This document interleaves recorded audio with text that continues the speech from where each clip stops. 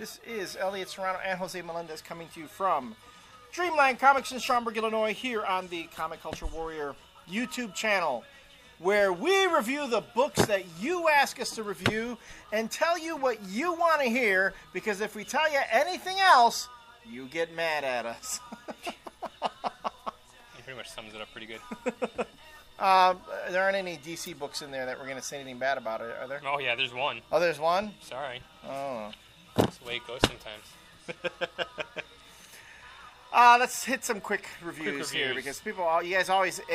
okay, here's the thing. Why do you guys ask our opinions if you're going to get mad at us for it? It's like, why?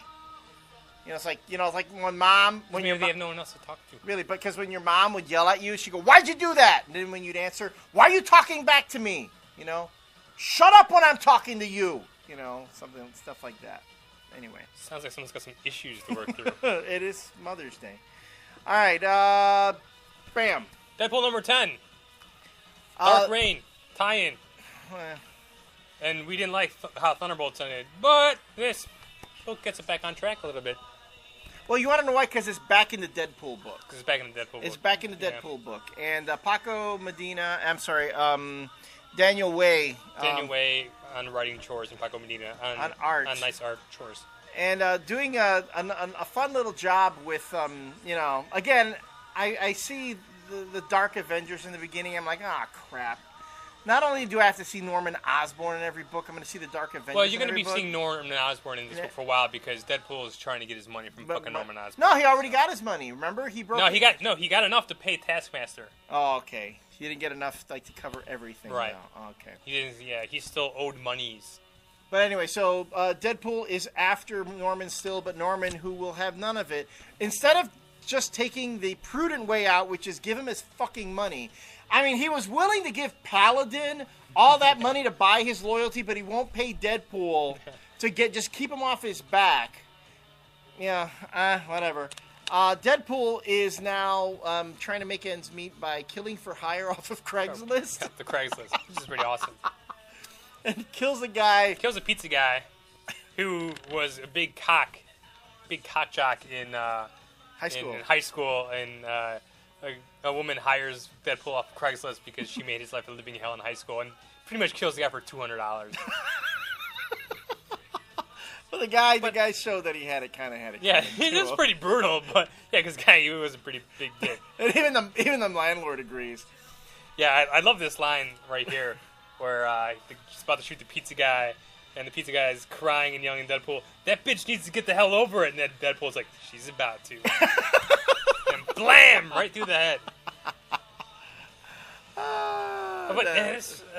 You know what? It was kind of odd about this book, really quickly, is that there's no fourth wall breaking at all this entire issue, and there's no Deadpool talking with his crazy self. Right, in his head. So it's kind of more like just a straight Deadpool type of thing. But he's in somebody's house, and he's some rich guy's house, and Deadpool's telling them that he's having money problems, and the guy's like, "Well, you can just rob me. You don't have to kill me." He's like, "All right, I think I'll do that." So, he's loading up the guy's truck with all the valuables that he can get so he can go pawn them off. But then Norman Osborn, not Norman Osborn, but on the television, and there's a news report out which Norman Osborn pretty much set up about Deadpool altering footage from the first couple issues of the Deadpool of this Deadpool series back when he was with the Skrulls, and they kind of altered the footage so it looks like Deadpool was helping the Skrulls all along, and Deadpool is like, "I've been besmirched. This besmirchment will not stand." And he gets really angry about that, and then guess who shows up to try to take him out? Bullseye. Dressed as Hawkeye. And nice little fight ensues. Good action. A lot of witty one-liners from Deadpool. And it was good. It's fun. I mean, Deadpool hurts his coccyx. What does that mean? In the very beginning, though, I don't get this whole thing. No, I'm talking about way in the beginning when Deadpool shows up on Norman Osborn's news interview. I never even think that's a video game thing. Oh, is it? Yeah. I don't. Respawn LOL. LOL. When you're playing a game online with somebody, when you get killed, when you come back to life, it's called respawn. I get it. Cool. He's too old to play video games. I'm not a gamer. Sorry. So yeah, that's what that was all about. And then, last page spoiler. Guess who's dead? Deadpool. This is the last issue of Deadpool. Yeah. Oh wait, but he's got healing factor, so he should be fine in the next issue. All right. Next. God damn. Flash Rebirth #2. Whoa. I thought the first issue was bad. I am sorry, folks, but holy shit, was this book awful. I'm gonna just come out and say it because this is what this show's all about. Barry Allen is the most boring fucking character in existence. This book, and if any of you fuckers are gonna be like, you know what? There's a lot of dialogue. That's probably why you didn't like it. You were bored because they were talking too much. You couldn't read between the lines. You couldn't see, between all the emoting that they were doing. And no, it was fucking boring as hell. Oh my god! And this Van Sciver art is worse than the first issue. Talking, and then I can see because where Jeff Johns is trying to pull in like the whole CSI crowd from TV because Barry Allen's all about the CSI. So there's all this CSI flashback stuff before Barry Allen became the Flash. It's just boring. And then he meets Iris, his future wife. Right. Shows how they meet. Boring. It's like, whatever. I'm sorry, but this is exactly how I feel about this.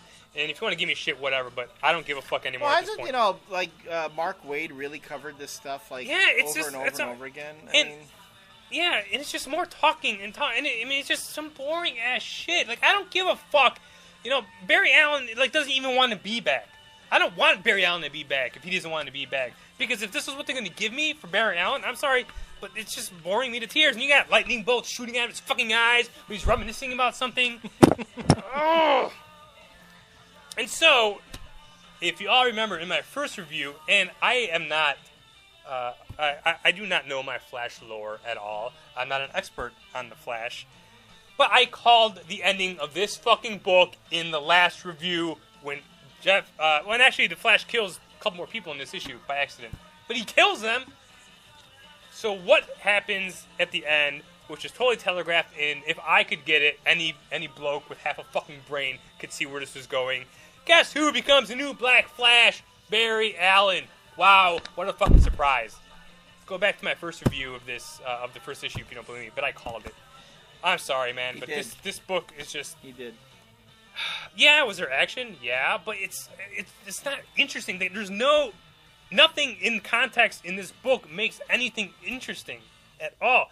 When Jeff Johns brought back Hal Jordan, it was done much, much better. But Barry Allen didn't need to be brought back. I think this was the whole thing we got into with the whole Dan DiDio mandate, that Dan DiDio has a big fucking boner for the Brave and the Bold, and he wants to have the Flash and the Green Lantern back. I'm sorry, but this is not working. And you know what? I haven't liked the Flash book in a really long time, and I like the Flash. I like the Wally West Flash, and if this is what's in store for the Flash from here on out, I'm sorry, man. I'm off board. I'm going to continue to read this, though, to see how much progressively worse it is going to get. Because I didn't think I could dislike Flash Rebirth anymore after that first issue. But, Jeff Johns and Ethan Van Sciver easily proved me wrong. So, whatever, man. Whatever.